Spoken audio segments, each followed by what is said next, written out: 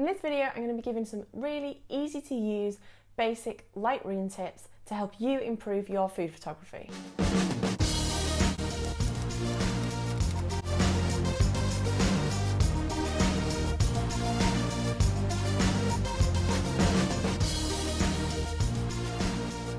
What's up YouTube, and welcome back to my channel. On this channel, I talk about everything to do with photography, so if that's of interest to you, then click subscribe down below. On this video, I'm going to be talking you through how I edit my photos. Specifically, we're going to be editing the picture I took during the lighting video. If you didn't see that, then check it up here. For today, I'm going to go for some really simple editing tips. This picture doesn't need loads of editing, so it's going to be a really easy one to follow along if you're new to Lightroom or if you're new to food photography. But these tips I give you are going to make your images really stand out and pop. Let's jump onto Lightroom and I'll go through my editing with you. Okay, so now we're in Lightroom and we've got open the image that we're going to edit. There's so many different ways of editing on Lightroom, and it's probably why there's thousands of videos out there on how to edit on Lightroom, but everybody does things differently. If I do something different to you, it doesn't make yours wrong or mine wrong, it's just different. As well with how to edit. Everybody edits completely differently. There's probably more ways to edit an image than there is to take an image. Art is subjective, it's whatever you like. So the thing I do first is I go right down here, I enable profile corrections. What this is going to do is correct any effects or issues with my lens, so not necessarily issues, but different lenses will do different things. Some people don't like doing this. Sometimes it's nice to have what effects your lens puts on the image, but I'm gonna add them to this one. It was giving my image a bit of a vignette and it's just not the look I was going for with this particular image. The next thing I like to do is go all the way back up to the crop tool. I'm gonna straighten this image up, and there's a couple of ways to do this. You can do it by hand, by turning. You can try and line it up with those little lines to make it a little bit easier. Or you can go to this little spirit level tool here and drag it across the line that you want straight. Perfect. That's that tool there. I could probably do a whole video just on the crop tools because there's so much to do on the Lightroom crop tool. These are your aspect ratios, so if you wanted to make a nice long image or Instagram 4x5, let's go with that. Let's go with an Instagram. So that's that image cropped exactly how we want it. Now we're going to go over to this basics tool. So we've got here the white balance. A few ways of adjusting the white balance. We can do it with our little bar here, or we can do it with our dropper tool. So to do this, we want to go for something grey or white, so something neutral. Grey is a really good colour to aim for, and that's why when setting custom white balance in your camera, you have a grey card to set it. So click on something that's grey and it'll just fix that white balance right up for you. And then we're going to go to the tone area here. And there's a few ways to change your image using the tone area. There's the exposure and contrast, or that's the highlights, shadows, white and black. So this image, it was exposed really well in camera, so we don't need to change the exposure.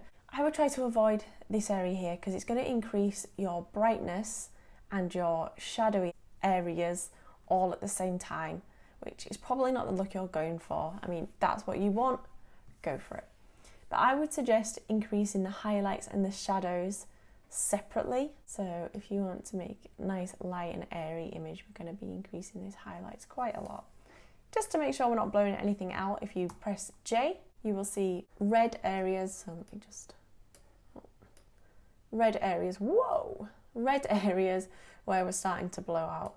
And then if you go down, you'll see blue areas where it's solid black, blown out.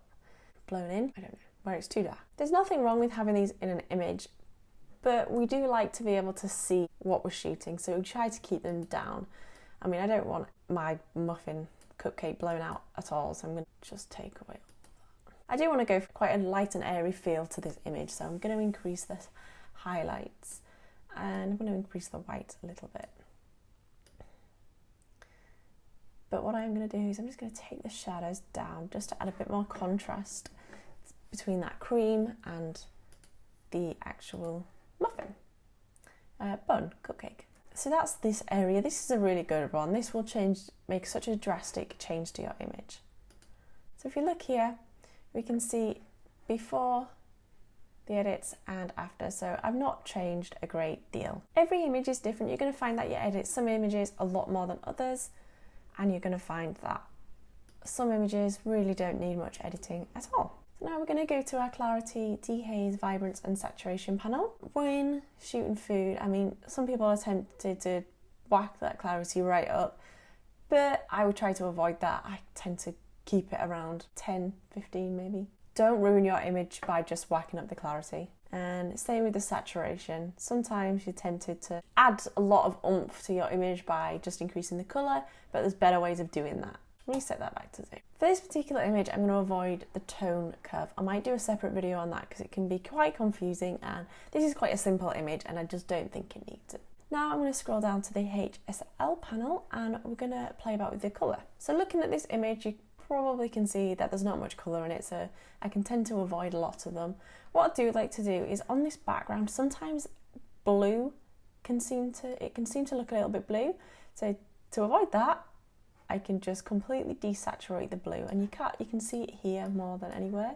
So if I just go back again, so if I up it, you can see it there, and I just take that right down, and it just gets rid of that little blue tint that we were getting. This was a red velvet cupcake, so to stop it looking like a chocolate cake, I might just increase that red, the saturation in that red a little bit.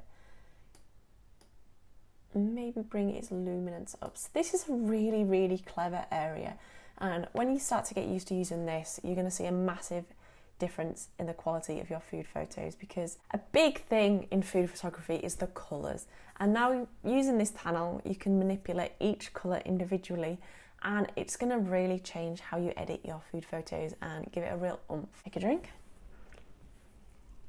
So I think our cupcake's looking pretty good now, and I'm going to go on to my last step. So now we're going to jump to the sharpen area, and we don't want to ruin our image by, just like the clarity, whacking the sharpness right up and making it look a bit grainy and a bit fake. We want our food to look real. The way we're going to increase our sharpness is we're going to add a mask. So on a Mac, this is the options key. I think it's the Alt or something like that on Windows, but while holding that key down, bring the mask slider up, and this is going to look really crazy, but what the mask is doing is showing you where it's going to sharpen. So as you increase, you'll see the whiteness in the strange image go down. This is bringing down at the areas that will be sharpened. So now we've got it about here. Those white bits are going to get sharpened and the black bits are going to be left alone. So now we've done that, we can then increase our sharpness just a touch, and we've just sharpened the muffin area and the bit on top and this bit. You can see this image, I've used a really shallow depth of field. You can actually see the area that's focus. If you're interested in how to do this in your food photos, just watch a playlist up here. I go through how to get that nice blurry background quite simply. And that's us done. I think that looks pretty good. If I was in Photoshop, I'd maybe get rid of these little crumbs, but I quite like them. Nothing's perfect, especially nothing in food. Like I said, this is a really simple image and I didn't change much about it. So the last thing to do is export the image. So go to File and Export, and click what export presets you want. If you've not done these yet, I might make a video on how to create export presets, and then let's give it a name. It's cupcake, let's call it what it is, and then click export, and that's our image saved, and we're done. That's everything in today's video, guys. I know there's so much more I can talk about Lightroom with, so if you're interested in anything, then let me know in the comments below and I'll make a different video on it. I'm sure I'm going to be doing a different Lightroom video eventually, and maybe a Photoshop one if that's what you use to edit your images in. If you like this video, guys, give it a thumbs up and subscribe to my channel for more photography and food photography related content. Thank you, guys. Bye. This channel is related and food photography